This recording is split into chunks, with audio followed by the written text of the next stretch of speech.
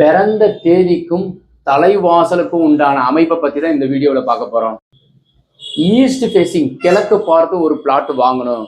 நீங்கள் 1ஆம் தேதி, 10ஆம் தேதி, 19ஆம் தேதி, 28ஆம் தேதி பிறந்திருந்தால் ஈஸ்ட் ஃபேஸிங் உங்களுக்கு பொருந்தும்.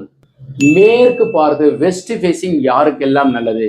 8ஆம் தேதி, 17ஆம் தேதி, 26ஆம் தேதி பிறந்திருக்கிறீங்க.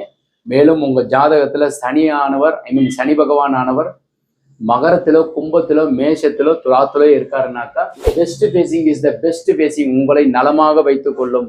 அதே வடக்கு திசை, புதன் திசை, புதன் ஜாதகத்தில் அதிகாரம் பெற்றிருக்கிறவங்க அல்லது ஜாதகம் தெரியாது சார், நான் 5ஆம் தேதி, 14ஆம் தேதி, 23ஆம் தேதி பிறந்திருக்கீங்கன்னாக்கா north facing is the best facing.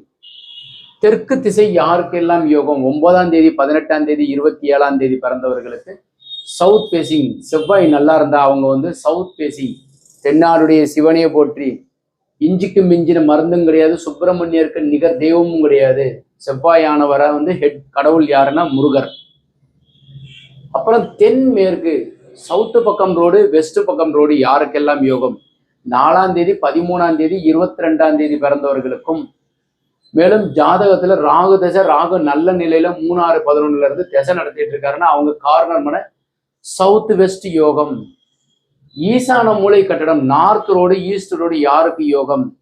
3ஆம் தேதி, 12ஆம் தேதி, 21ஆம் தேதி பிறந்தவர்களுக்கு யோகம். ஈசான மூலைக்கு உண்டானவர் குரு பகவான் ஆட்சி உச்சம் பெற்றிருந்தால் யோகம். அக்னி மூலை கட்டடம் யாருக்கு? தெற்கு ரோடு, ஈஸ்ட் ரோடு, கிழக்கு ரோடு, தெற்கு ரோடு. 6ஆம் தேதி, 15ஆம் தேதி, 24ஆம் தேதி பிறந்தவர்களுக்கு சவுத் ஈஸ்ட் கார்னர் மன யோகம். வாயு மூலை கட்டடம் வடமேற்கு, நார்த் வெஸ்ட் கார்னர், சந்திரன் ஆட்சி உச்சம் பெற்றிருக்கிறவங்களுக்கு 2ஆம் தேதி, 11ஆம் தேதி, 20ஆம் தேதி, 29ஆம் தேதி பிறந்தவர்களுக்கு வாயு மூலை கட்டடம் யோகம்.